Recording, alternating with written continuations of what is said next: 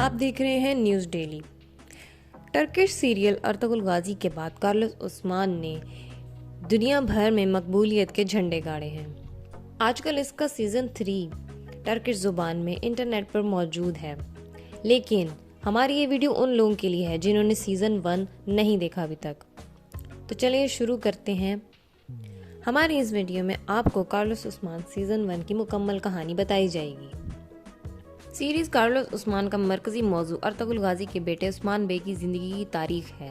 اس series میں وہ تمام مشکلات، پریشانیاں شامل ہیں جن کا اسے سامنا کرنا پڑا تھا اور کس طرح سلطنت عثمانیہ قائم ہوئی۔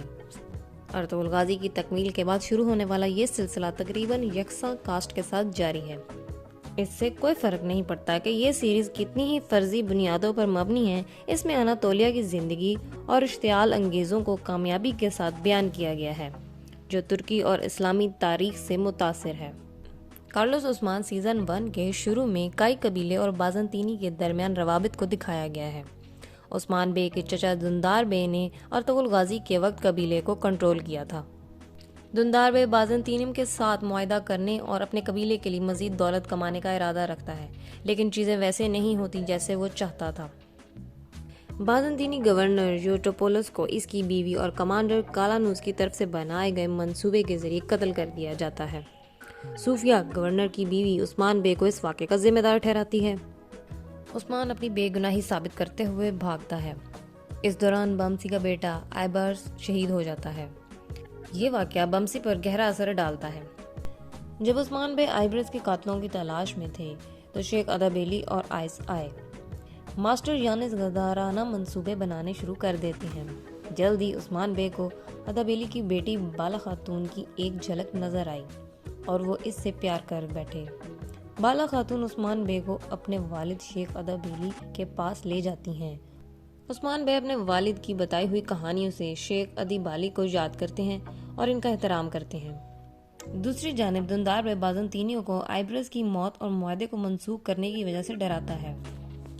عثمان صوفیہ کے الزامات کی وجہ سے پکڑا جاتا ہے اور سماعت کا انتظار کر رہا ہوتا ہے، لیکن عثمان کے لیے یہ تاخیر آسان نہیں کیونکہ اسے خبر ملتی ہے کہ بالا خاتون کو اغوا کر لیا گیا ہے۔ یانس اور فوجی بازار پر حملہ کرتے ہیں اور سب کو قتل کر دیتے ہیں۔ علی شار بے سوغوت میں عثمان کا فیصلہ کرنا چاہتا تھا، لیکن کالانوس کو اس پر اعتراض تھا۔ یانس بالا خاتون کو زہر دیتا ہے اور قیمتی سامان شیخ ادابالی کے ہاتھ سے لینے کی کوشش کرتا ہے۔ عثمان نے تھیکولوس کو پکڑ لیا، لیکن باتور نے اسے اغوا کر لیا۔ عثمان بہت ناراض ہو جاتا ہے اور باتور کو سزا دیتا ہے۔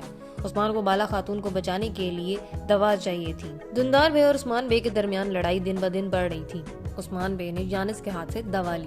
شیخ ادیبالی عثمان کی جلا وطنی سے خوش نہیں ہے اور سمجھتے ہیں کہ وہ ابھی اتنا بڑا نہیں ہوا ہے۔ سلجان خاتون واپس آ جاتی ہے، لیکن دندار کی بیوی اس صورتحال سے بہت پریشان ہے۔ یانس مجرم معلوم ہوتا ہے، لیکن یانس کی بجائے کوئی اور مارا جاتا ہے۔ صوفیہ سمجھتی ہے کہ اس نے دندار کو دھوکہ دیا ہے۔ اس کے بعد عبد الرحمن غازی قبیلے میں واپس آتا ہے اور بتاتا ہے کہ ارطغرل غازی بیمار ہے۔ اس خبر سے قبیلے میں سب پریشان ہو جاتے ہیں۔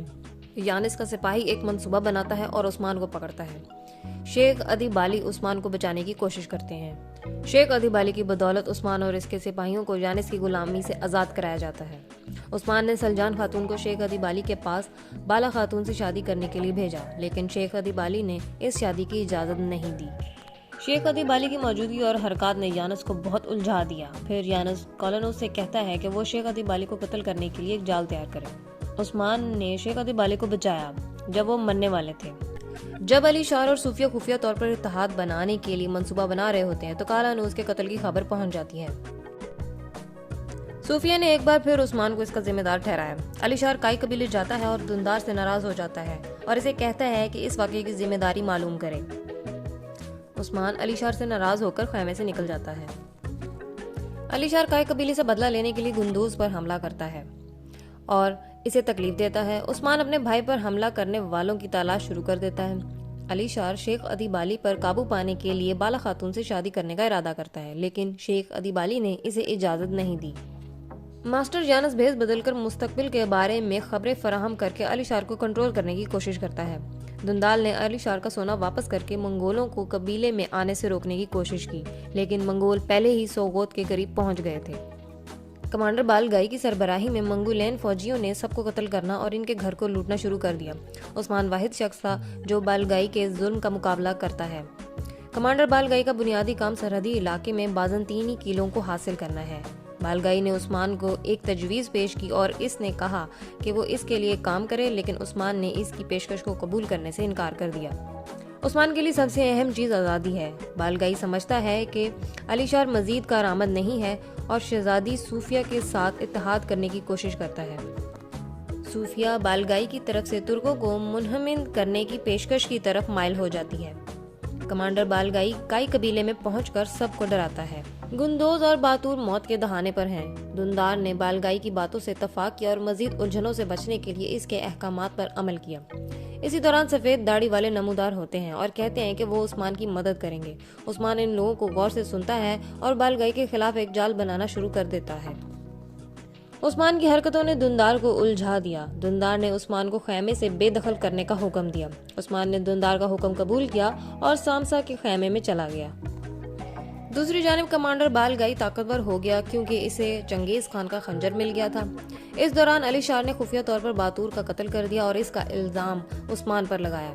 اس واقعے نے دندار اور اس کی بیوی کو عثمان سے متشدد بنا دیا۔ عثمان چنگیز خان کا سامان واپس لینے کے لیے قبیلے میں آتا ہے۔ سامسا نے تنہا منگولوں پر حملہ کرنے کی تیاری شروع کر دی۔ کمانڈر بالگائی آپس سے باہر ہو جاتا ہے اور عثمان کو پکڑنے کے لیے گندوز کو قیدی کے طور پر اپنے ساتھ لے جاتا ہے۔ بالگائی کے سپاہیوں نے گندوز کو مختلف طریقوں سے اذیتیں دیں لیکن گندوز کچھ نہیں بولا۔ دندار مکمل طور پر بالگائی کی کمان میں ہے اور اسے لگتا ہے کہ اس نے اپنے قبیلے کو بچا لیا ہے۔ عثمان اور سامسا دوبارہ ایک ہو جاتے ہیں اور بالگائی کی خفیہ جگہ پر حملہ کرتے ہیں۔ عثمان اپنے بھائی کو کامیابی سے بچا لیتا ہے۔ عثمان نے اگلی چال کے طور پر شہزادی صوفیہ اور گوگتک کو پکڑ لیا۔ دندار اس وقت پہنچ جاتا ہے جب عثمان کمانڈر بالگائی پر حملہ کر رہا ہوتا ہے۔ دندار نے اپنے بیٹے کی موت کا ذمہ دار عثمان کو ٹھہرایا۔ جب عثمان اور دندار آپس میں جھگڑ رہے ہوتے ہیں تب علی شار کا ایک دستہ دندار کو تیر مارتا ہے۔ دندار شدید زخمی ہو جاتا ہے اور علی شار اس صورتحال کو استعمال کرنے کا ارادہ کرتا ہے۔ عثمان اپنے چچا دندار کو محفوظ مقام پر بھیجتا ہے اور ان کی جان بچانے کے لیے ان کا علاج کرواتا ہے۔ دندار کی بربریت کے دوران کائی قبیلے میں ایک الیکشن ہوتا ہے اور گندوز کو کائی قبیلے کا نیا لیڈر منتخب کیا جاتا ہے۔ بامسی کے بیٹے کے قاتل نے اسلام قبول کر لیا اور عثمان کے لیے کام کرنا شروع کر دیتا ہے۔ علی شار بازنطینی قلعے میں جاتا ہے اور شہزادی صوفیہ کو راضی کرنے کی کوشش کرتا ہے۔ علی شار کا واحد مقصد عثمان اور کئی لوگوں سے چھٹکارا حاصل کرنا ہے۔ علی شار کے فوجیوں نے عبد الرحمن غازی پر حملہ کیا اور دندار کو اغوا کر لیا۔ دوسری جانب زہرہ اور آئیگل جو کہ دندار کی بیٹی ہے نے قبیلہ چھوڑنے کا فیصلہ کر لیا۔ علی شار نے انہیں اپنے محل میں مدعو کیا۔ منگول شہنشاہ گیہاتو خان بازنطینیوں کے ساتھ شامل ہونے کا ارادہ کرتا ہے اور اس لیے شہزادی ایڈلفا سے شادی کرنا چاہتا ہے۔ سفید داڑھی والے عثمان کو اس تعلق کو توڑنے کا کام دیتے ہیں۔ جب شہزادی ایڈلفا کونیا جا رہی تھی عثمان نے شہزادی کو اغوا کر لیا اور اسے کئی قبیلے لے گیا۔ بالگائی ناراض ہے کیونکہ وہ چنگیز خان کے قوانین کو گیہاتو خان تک نہیں لے جا سکا اور عثمان سے بدلہ لینا چاہتا ہے۔ دندار اپنے خاندان سے ملتا ہے اور عثمان سے بدلہ لینے کی منصوبہ بندی شروع کرتا ہے۔ عثمان نے بالگائی سے ملاقات کی۔ بالگائی بتاتا ہے کہ علی شار نے گیہاتو خان کے لیے کام کیا اور باتور کو قتل کیا۔ عثمان علی شار کو ختم کرنے کے لیے بالگائی کے ساتھ ایک معاہدہ کرتا ہے۔ بالگائی اس پیشکش سے اتفاق کرتا ہے کیونکہ وہ چنگیز خان کے قوانین کو حاصل کرنا چاہتا ہے۔ سلجان خاتون قبیلے میں شہزادی ایڈلفا کو چھپانے کی کوشش کرتی ہے لیکن بورچن خاتون اس کو دیکھ لیتی ہے۔ عثمان اور بالگائی ایک ساتھ علی شار کے قلعے میں جاتے ہیں اور دریافت کرتے ہیں کہ دندار کہاں ہے۔ علی شار ان سے دندار کے بارے میں جھوٹ بولتا ہے۔ عثمان اپنی اسکیم کو جاری رکھتے ہوئے بتاتا ہے کہ چنگیز خان کے قوانین یانس کے پاس ہیں۔ بالگائی ناراض ہو جاتا ہے اور اپنے فوجیوں کو قلعے میں بھیج دیتا ہے۔ دندار اور اس کا خاندان واپس قبیلے میں جانے اور آگے بڑھنے کا فیصلہ کر لیتے ہیں۔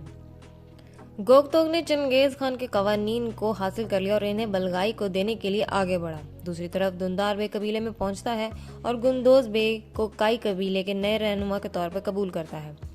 دندار بے کا بنیادی مقصد شہزادی ایڈلفا کا پتہ لگانا ہے۔ علی شار گیہاتو خان کو پیغام بھجواتا ہے کہ شہزادی کائی قبیلے میں ہے۔ عثمان کے سپاہی قاصد کو پکڑ لیتے ہیں۔ بامسی اور گندوز کے خیال میں دندار شہزادی ایڈلفا کے اغوا کے لیے ذمہ دار ہے۔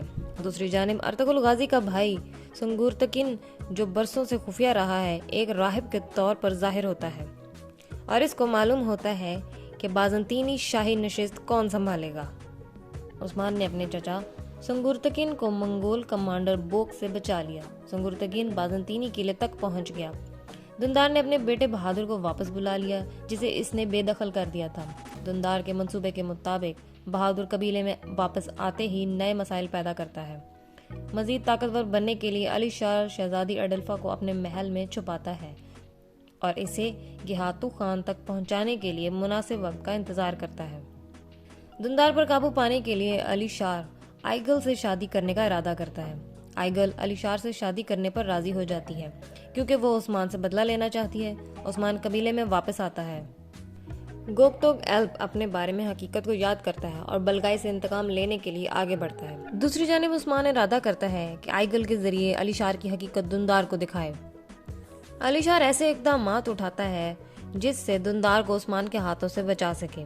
आइगल उस्मान की मदद के लिए तैयार हो जाती है। फिर उस्मान आइगल को अली शाह के किले में भेज देता है। आइगल अली शाह से बात करती है और इससे अपने खानदान को बचाने की दरख्वास्त करती है।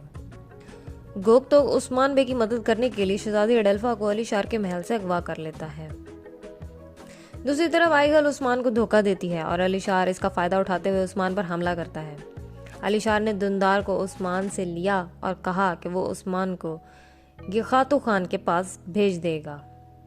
ये थी सीज़न 1 की मुकम्मल कहानी। उम्मीद है आपको पसंद आई होगी। सीज़न 2 के लिए हमारे चैनल को सब्सक्राइब करें।